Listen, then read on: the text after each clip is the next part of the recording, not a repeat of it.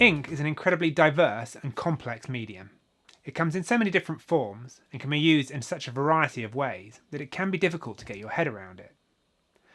Well, in this video I will give you an overview of the different types of inks, explaining not just how, but why they behave the way they do, in relation to specific tools, techniques and papers, so that hopefully by the end you'll have a much clearer understanding of the medium and how you can use it in your practice.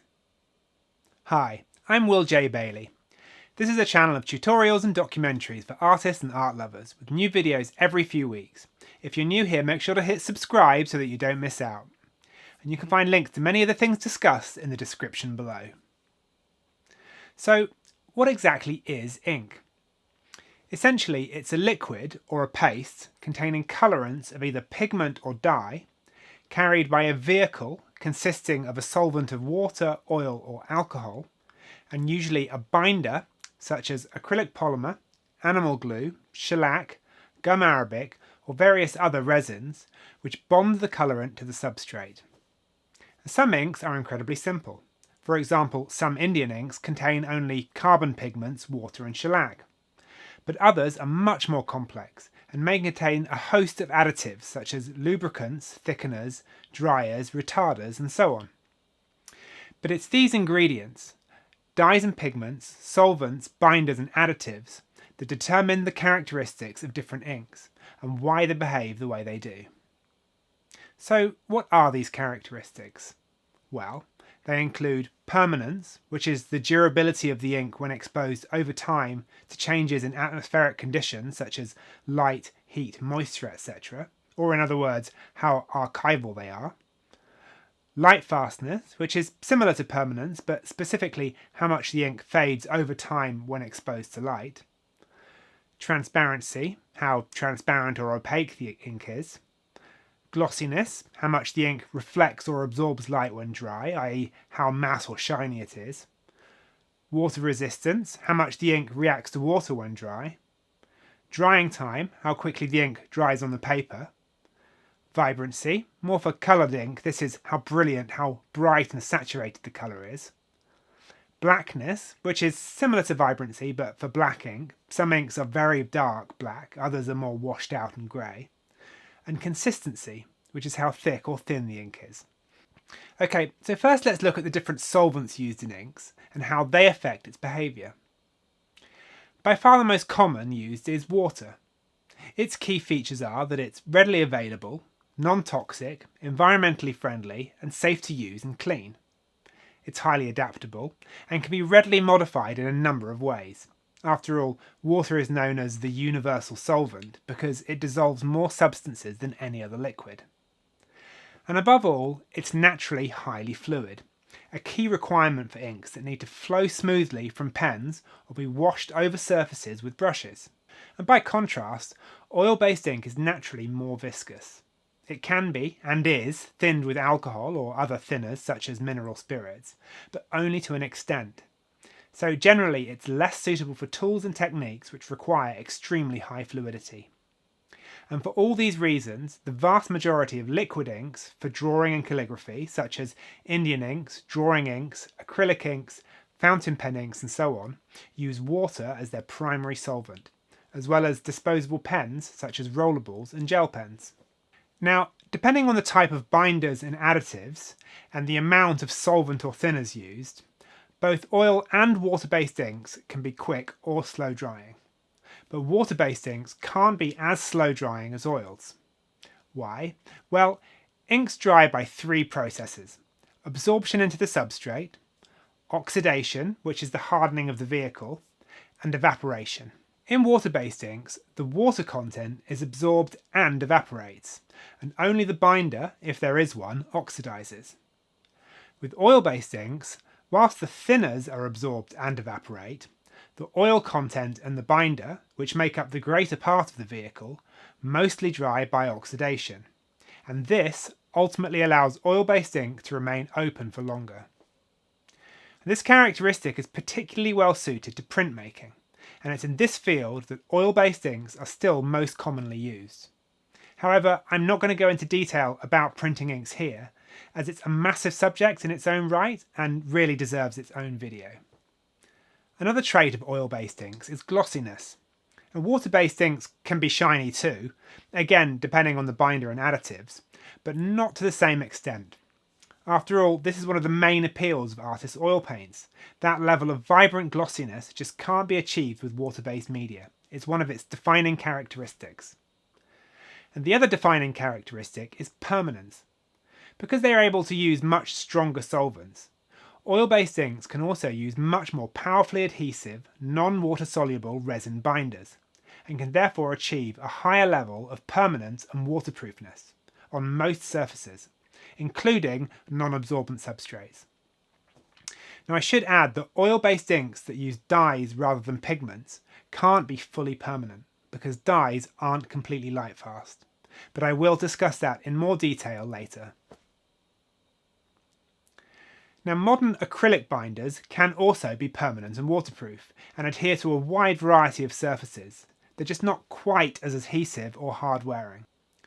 Now one downside of this is that oil-based inks are less environmentally friendly and potentially more toxic and not as safe to use and clean. Now this is something that has definitely improved in the last 20 years or so. In the past, it was common practice to use volatile hydrocarbons such as toluene and xylene as solvents. Now, these chemicals and other volatile organic compounds are still used in some products, but on the whole they've generally been replaced by alcohols, which are much safer, though still not completely benign and should still be used with care.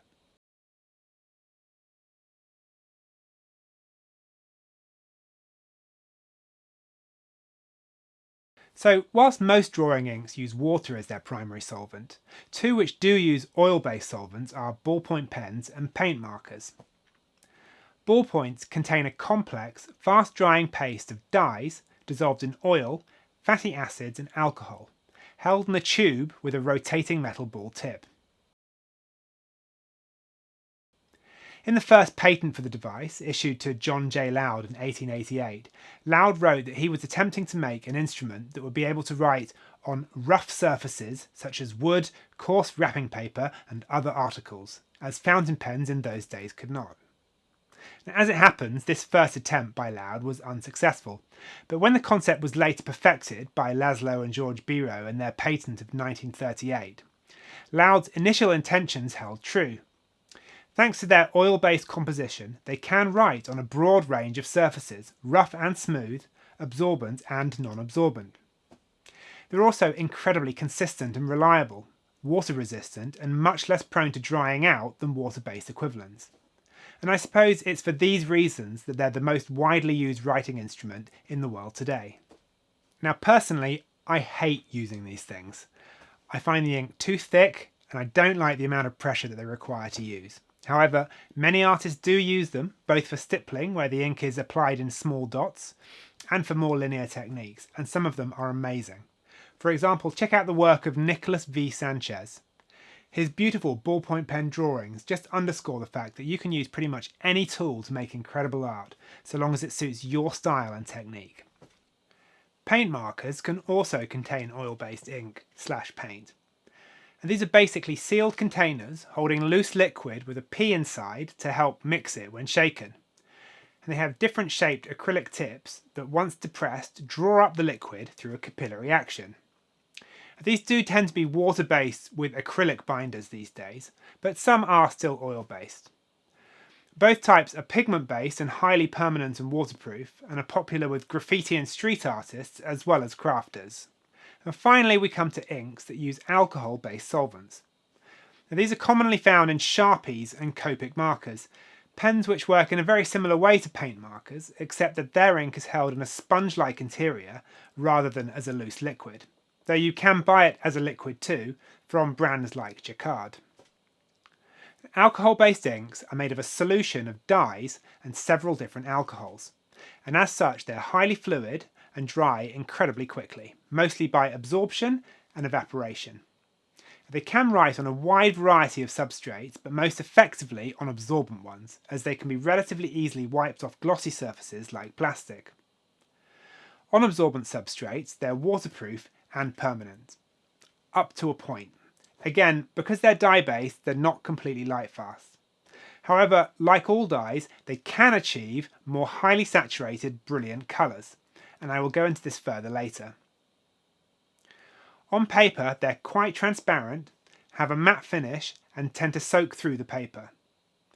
They claim to be non-toxic, but they do give off fumes which can be an irritant, particularly if you use them in liquid form, in which case you should use them in a well-ventilated area, and it's probably best not to use them on your bare skin.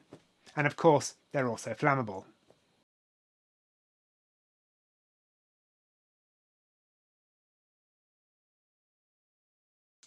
Copic markers and other markers such as Prismacolors come in dozens of different colours with a variety of tip shapes and are refillable and highly popular with illustrators and crafters. Okay, so next let's take a look at the different binders used in inks.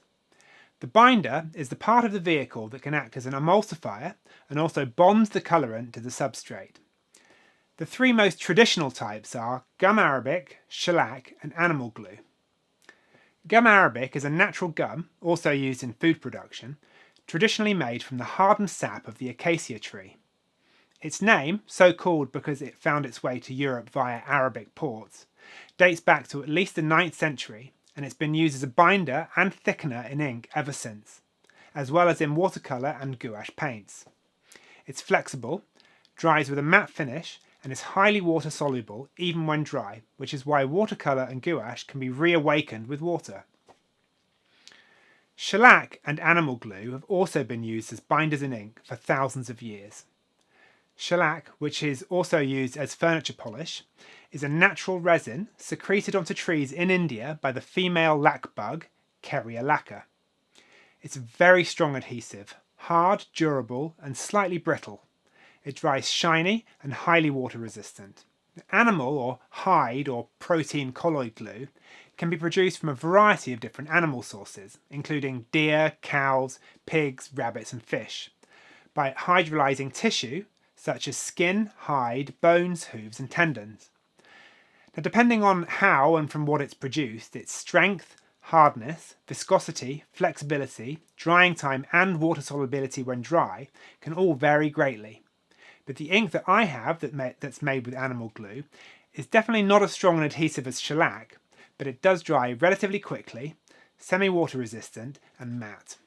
Acrylic polymer is a relatively new type of binder, invented by Otto Röhm and German chemical manufacturer BASF in the 1930s, that came into mainstream use in artist paint in the mid-1950s. Effectively a type of plastic, it's water-soluble when wet and highly water-resistant when dry. It's a strong adhesive, tough, durable and flexible with a satin finish. It's also incredibly versatile, with the ability to be modified in many different ways. Now, there are many other different types of resin binders than this, too many to go into detail really. Some are derived from natural sources, for example, rosin is derived from the distillation of turpentine obtained from the sap of pine trees. Others are synthetic in origin, for example alkyds, which are produced by reacting various types of dicarboxylic acids with polyols, like glycerin, and are the most commonly used binders in commercial, i.e. non-artist oil paints. However, unfortunately, ink manufacturers do tend to be quite secretive with their ingredients, so it's difficult to know exactly what binders are used in, for example, modern drawing inks. Again, if this is something that you're knowledgeable about, please leave a comment below. Okay, so that covers vehicles and binders used in inks, but of course the colorants are just as important and also have an effect on an ink's behaviour. Dye-based inks contain chemical colorants that are completely dissolved into the liquid vehicle to create a solution, a completely uniform substance like salt water that would require distillation to separate. With oil-based inks, as in ballpoint pens, the dyes will dry mostly on the surface of the paper, contained within the oxidized oil. With water-based inks, the solution is absorbed by the paper, and the direct dyes, which have an affinity specifically to cellulose, attached to the fibres by weak hydrogen bonding and van der Waals forces, whilst the water evaporates. Some inks use binders, such as shellac, to increase their water resistance. Other inks use modern reactive dyes that, when applied, form a much stronger covalent bond to the cellulose fibres. An example of this type is Noodler's Bulletproof Black. The reaction is so strong that once dry, the ink is not only fully waterproof, but indelible. In other words, it basically can't be removed without damaging the paper.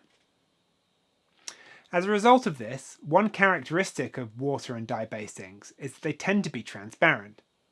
Now, this may or may not be an issue, depending on how you work, but it's definitely a limitation. Another potential issue that I briefly touched on before is that generally dye-based inks are not 100% light-fast, meaning that if they're exposed to UV light, then they will fade over time. Now, some have better light fastness than others. For example, Sennelier claims its drawing inks have excellent light resistance.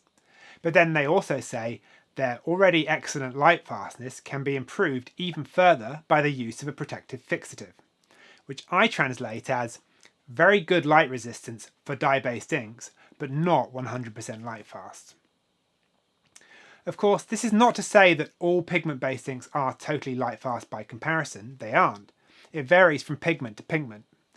Alizarin Crimson PR83 is famously fugitive, for example. But the issue is not inherent as it is with dye-based inks. Now, if you're just sketching or making a piece purely for reproduction, practice or fun, then this isn't an issue at all. But personally, I would never sell an original piece of artwork that wasn't 100% light fast, and so I don't use dye-based inks for finished pieces. So given these issues, why would you use dye-based inks? Well, they do have two major advantages. First is the potential brilliance of their colour. For example, Winsor & Newton drawing inks are similar to Sennelier, made of dye, dissolved in water with a shellac binder and a water resistant, and both have extremely saturated and vibrant colours as a direct result of their dye-based chemistry, and so apparently do Copic markers. Secondly, and probably more importantly, because dye-based inks consist of a solution rather than a suspension and don't necessarily require a binder, they can be highly fluid and resistant to clogging, making them much more suitable for relatively complex writing instruments like fountain pens. Now, if you think about it, we ask a lot of fountain pens. The ink is held inside, often for prolonged periods, and drawn down through tiny channels using a mixture of capillary action and gravity to the nib, where it needs to flow smoothly, effortlessly and reliably onto the paper. Well, this is made possible by using dye-based inks. Any inks containing particles and strong binders like animal glue, shellac or other resins will just glue up the insides, and so are entirely unsuitable for these types of pens. Now, there are a handful of pigment inks specifically designed to work with fountain pens, which use micropigments, and I assume a mild binder. For example, platinum carbon ink. But even these come with firm warnings and instructions to undertake regular cleaning. That said, the Platinum Desk Pen was specifically designed by Platinum to use carbon ink and, with wider internal channels, is less prone to clogging with it. As an aside, this is the pen and ink combination that I use day to day for pretty much everything. I was put onto it by the brilliant poster artist Richie Beckett, and I just love it. It's cheap, around £10. I use cartridges because they're more practical for travelling around with, but you can use a converter. It comes with two nib sizes, super fine and medium. I prefer the medium. The nib is stiff, so there's not much line variation, which is fine. It has a lovely weight and feel. I love the long tapered handle. It's super reliable. I've never had a blockage and I hardly ever clean it. The ink is highly fluid, relatively quick drying, waterproof, permanent and very black. Highly recommended. Anyway, like fountain pens, rollerballs also use dye-based ink in order to achieve a smooth, fluid, free-flowing inking action. In a way they're quite similar, but the way the ink is delivered via a rotating ball tip similar to ballpoints is nowhere near as varied and sophisticated as fountain pen nibs.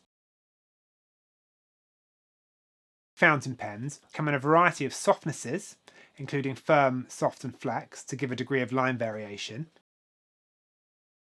Shapes, including round tips for writing and drawing and flat tips for calligraphy. And sizes, with round tips standardised as extra fine, fine, medium and broad. Though rollerballs do make up for this somewhat by being cheaper, disposable, if that can be viewed as a good thing, and easier to use. Now, one alternative to fountain pens is dip pens, and if you haven't tried them yet, I highly recommend giving them a go. And they're not as practical, and they're much less suitable for using outside of a desk-based environment, but they open up a whole world of inks that can't be used in automatic pens, and offer many different options of nib types and sizes for drawing and calligraphy, and they can achieve a much wider line variation than any other type of nib-based pen. For drawing, a good place to start is the Nico G nib.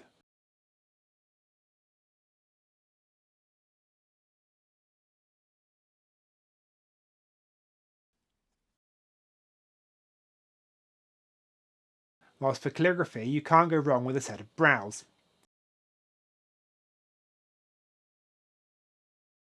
You can use them with any holder as they're standardised, but I use a deleter for drawing and a speedball for calligraphy. Just remember to remove the wax coating from new nibs before you start with either meths or heat and a cloth.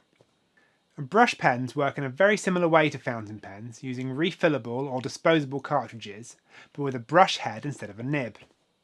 Their bristles can be synthetic or sable, with synthetic versions being cheaper and more hard wearing, and sable ones being more expensive but arguably offering better control with a finer tip. The advantage of brush pens over fountain pens for linear drawing is their breadth of line variation, going from almost a single hair to over 2mm wide. And flex nib fountain pens do offer some line variation, but nowhere near as much as dip pens, let alone brush pens. For that same reason though, they do need to be used with a great deal of precision, requiring very subtle changes in pressure, which some people don't get on with. They can also be used for ink wash techniques, used in conjunction with a water brush, making them even more versatile. They also use dye-based fountain pen inks, but like the Platinum Desk Pen, tend to have wider channels and so are a bit more forgiving of pigment inks. Personally, I use a Kuretake No. 40 Sable Brush Pen, again with platinum carbon ink. It's a wonderful pen with a gorgeous sable hair tip. It is expensive, though again much cheaper if you buy directly from Japan, but I think it's worth it. Now, I only use it for linear line work as it's too precious for ink wash. So for life drawing and sketching, I use the Kuretake for the lines, and for the wash I use grey and black Pentel colour brushes with a Kuretake Zig water brush, all watercolour. The Pentels are a bit wasteful, but they're really practical for using out and about, and they wash brilliantly with water, and the grey especially has a lovely silver colour. Okay, so far we've looked at vehicles, binders and colorants, though I still need to go over pigment-based inks. But the final set of ingredients found in inks are additives. And since we're talking about fountain pens, they offer a perfect example of why and how these are used. Essentially, the demands of certain tools and processes are such that some inks require extra chemicals to modify the way they behave in order to better suit their application, in much the same way as you would use mediums with oil paints or acrylics. For example, as previously discussed, water-based inks tend to dry quickly, so to prevent fountain pen inks from clogging, humectants are added to act as a retarder to slow drying times. It's also crucial that the ink flows smoothly from the nib, so surfactants are added as wetting agents to reduce the surface tension of the water and improve flow.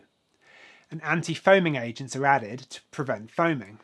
And the colour of many dyes is reliant on specific pH values, so pH modifiers may be added to achieve this too, and biocides may be added to prevent fungal and bacterial growth, which is a hazard when watery ink might be sitting around in the barrel of a pen for long periods of time in warm conditions. Additives are a way of fine-tuning inks for complex requirements, so unsurprisingly they're also used extensively in printing inks. Printing is a complex process, and so inks may require dryers to speed up drying time, lubricants, thickeners, and so on. It's one of the reasons why there can be so much variation in the way that otherwise very similar inks perform.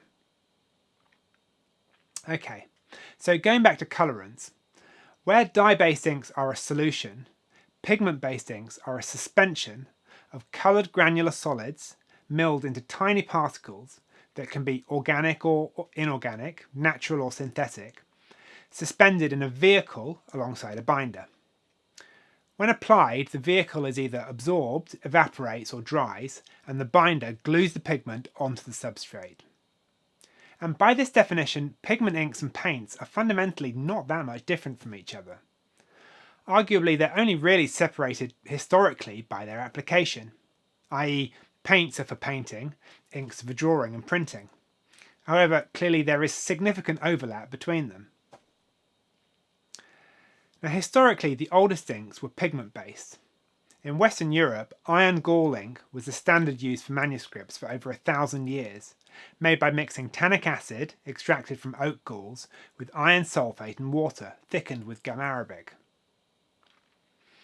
Now, when you initially draw a line with iron gall ink, it appears almost clear, then immediately starts to darken as the ferrous tannate solution oxidizes to create ferric tannate pigments, resulting in highly permanent and light-fast lines that darken even further over the years, but which can also eat into the paper due to its acidity. Indian ink is even older than iron gall ink, dating back several thousand years. The name Indian ink was coined in the mid-17th century when European traders started importing it from India. But versions of it have existed across several civilizations, including ancient Egypt and Greece.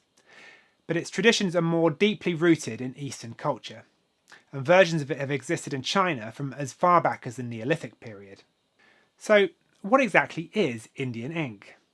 It's actually a more complex question than you might think, and to demonstrate why, here are two different Indian inks made by Winsor & Newton.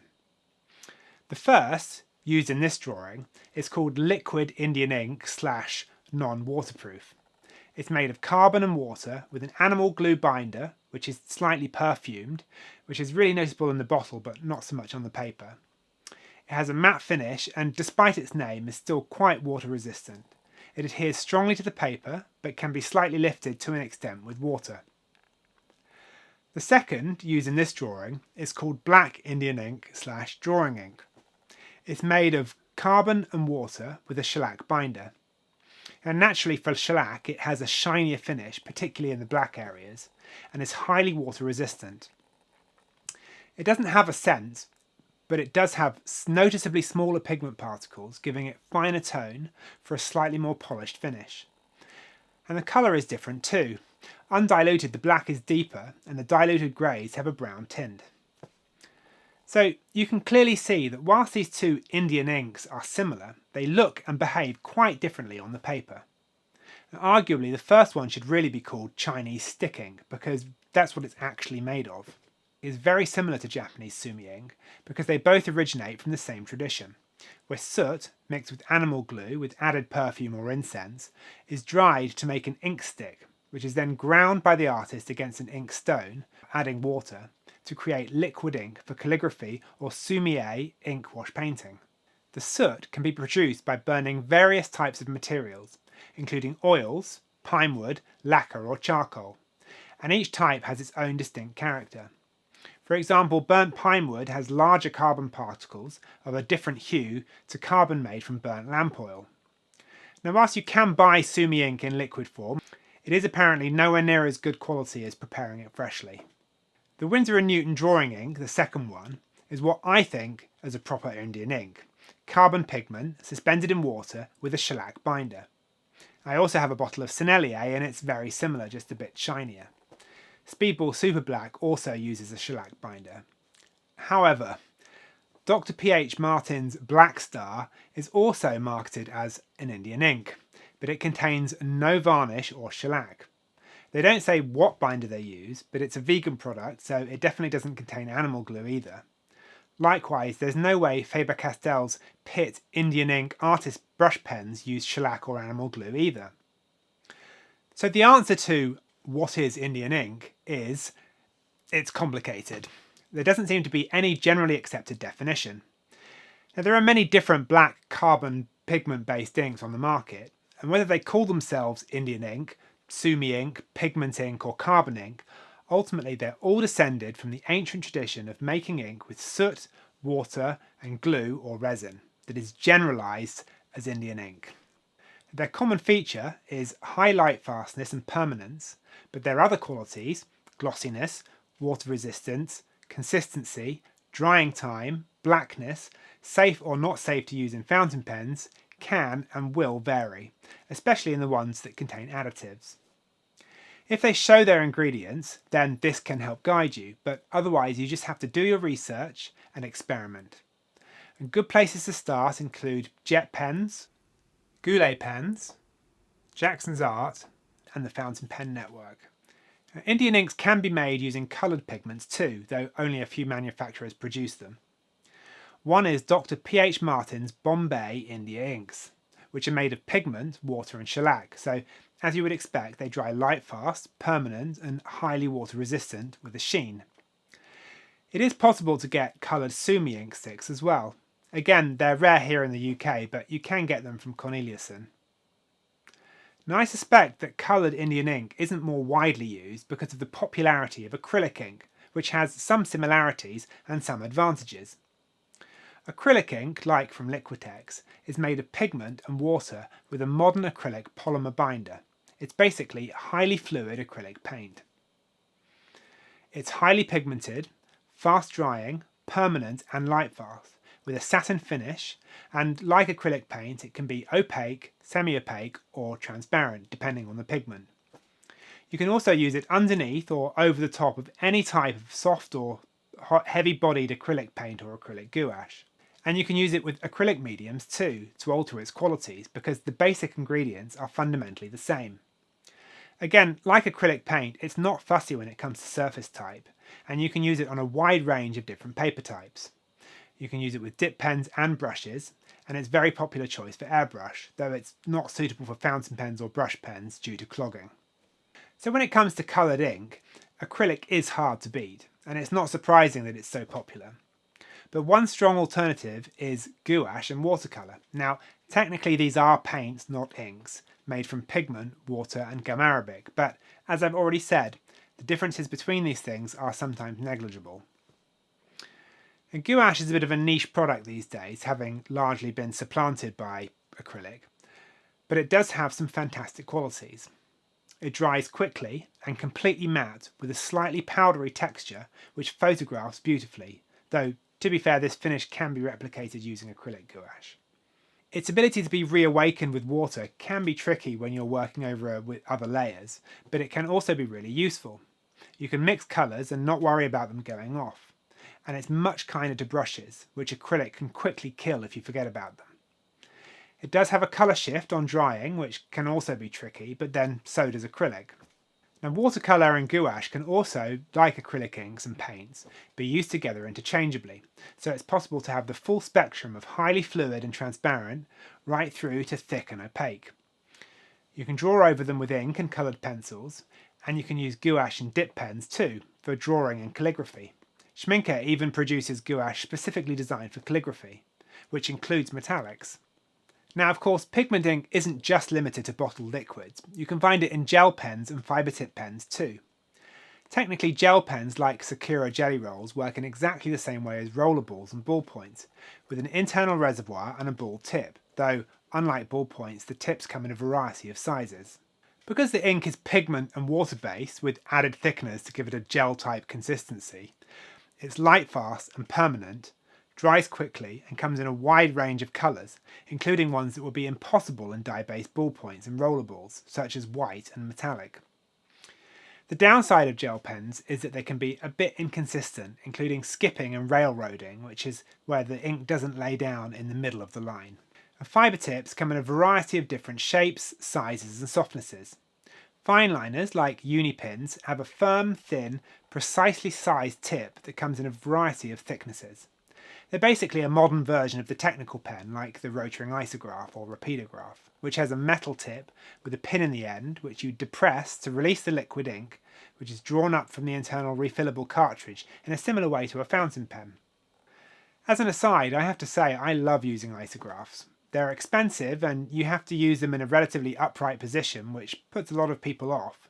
But rotring ink is gorgeous. Highly fluid and very black. And you can't beat them for stippling techniques.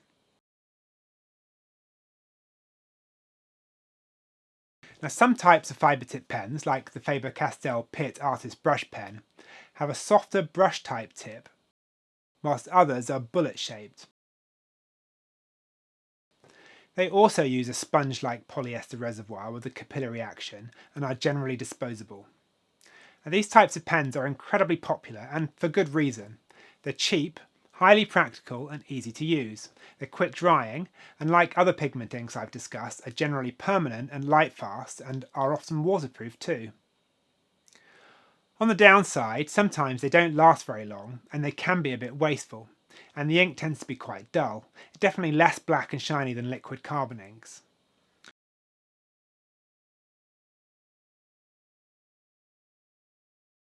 Okay, so I think that covers most of the different ink types. It really is an amazing medium with such a breadth and variety of characteristics and uses. Now, which of these characteristics is important to you will depend on the way that you work, your style, technique, and the kind of finish that you want. For example, fluidity is of the utmost importance to calligraphers. It's absolutely crucial that the ink flows well from the pen and isn't too thick. If you work in black line and colour over the top with watercolour, then high water resistance will be essential. If you're making highly finished fine art to sell to collectors, then deep rich blacks, high light fastness and permanence may be more important to you than if you were making work quickly under a tight deadline purely for reproduction, when quick drying times might be favoured as black levels can just be tweaked in post-production. If you work in layers, you might favour transparency.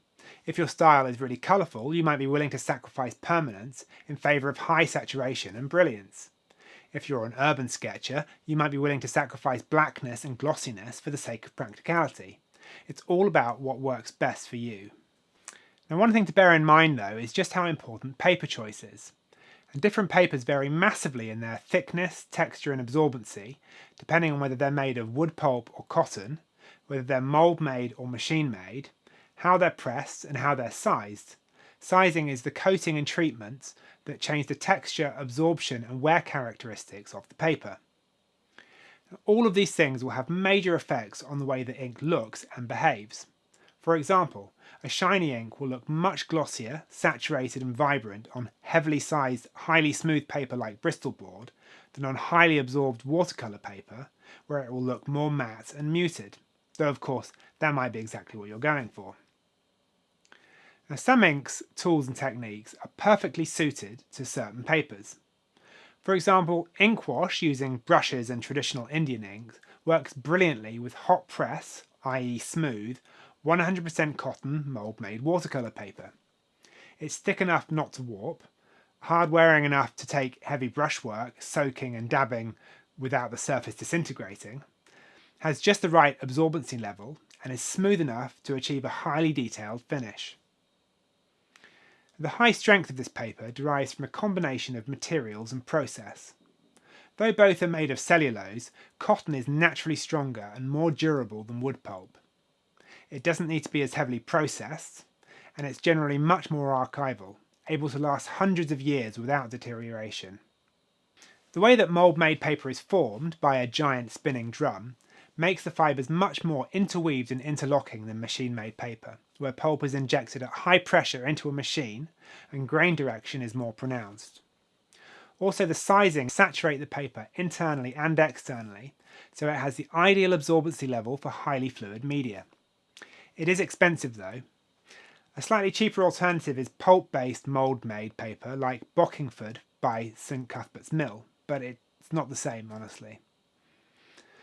Likewise, hatching and stippling techniques using carbon ink with dip pens and technical pens works amazingly with Bristol board, which is heavily processed and sized to be thick and super smooth to allow pens and pencils to glide over it to achieve high levels of detail, whilst the ink sits nicely on top of the paper without feathering, bleeding or warping, which is why it's the go-to surface for comic artists.